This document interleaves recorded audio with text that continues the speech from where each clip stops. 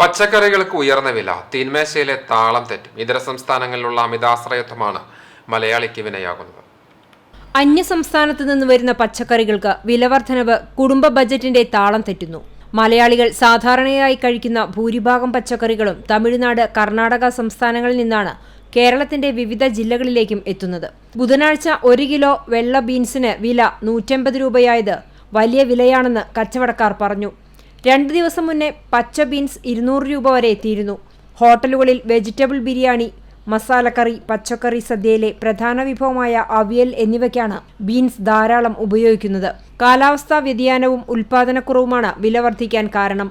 ചില്ലറ വിൽപ്പനയിൽ അമര 85 രൂപ, കയ്പ 88 രൂപ, ക്യാരറ്റ് 76 രൂപ, ചെറുനാരങ്ങ 160 രൂപ എന്നിങ്ങനെയാണ് പൊതുവെയുള്ള നിരക്ക്. തമിഴ്നാട്ടിലെ ട്രോളിംഗ് മൂലം മീനുകൾക്കും പൊതുവെ വലിയ വിലയാണ്.